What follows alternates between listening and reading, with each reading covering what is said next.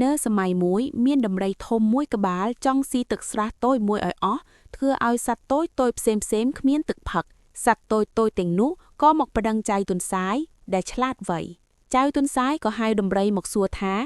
ឯងបានសន្យាជាមួយព្រះច័ន្ទថានឹងមិនស៊ីទឹកស្រះនេះអស់ទេដំរីឆ្ងល់ថាខ្ញុំមិនដែលសន្យាទេចៅទុនសាយក៏និយាយថាមកមើលចោះព្រះច័ន្ទនៅក្នុងស្រះដែលជាពន្លឺច័ន្ទនៅក្នុងទឹកដំរីក៏អោនក្បាលចុះមើលធ្វើឲ្យរូបខ្លួនឯងបាត់ពីលើទឹកចៅទុនសាយក៏និយាយថាមើលចោះព្រះច័ន្ទខឹងឯងណាស់ទៅលាក់មុខដំរីខ្លាចក៏សុំទោសនិងសន្យាមិនស៊ីទឹកអស់ទៀតរឿងនេះបង្រៀនថាប្រាជ្ញាឆ្លាតវៃអាចយកឈ្នះលើកម្លាំងធំបើអ្នកចង់ស្ដាប់រឿងណាមួយជាក់លាក់ឬចង់បានរឿងវែងជាងនេះសូមប្រាប់ខ្ញុំបន្ថែមរឿងខ្លាស្វានិងទុនសាយ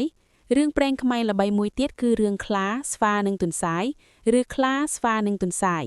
រឿងនេះមាននៅក្នុងបណ្ដុំរឿងព្រេងខ្មែរបុរាណបង្រៀនពីប្រាជ្ញានិងភាពឆ្លាតវៃរបស់ទុនសាយសុភាទុនសាយដែលតែងតែបញ្ឆោតសត្វធំៗរឿងសង្ខាប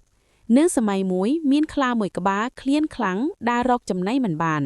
វាដើរទើបប្រទះឃើញស្វាមួយក្បាលកំពុងយំអូនៅលើដើមឈើមួយក្បែរត្រពាំងខ្លាគិតថាបើឡើងទៅវានឹងឃើញហើយហើររត់បាត់តើធ្វើយ៉ាងណាចាប់វាបានខ្លាក៏អង្គុយចាំមើល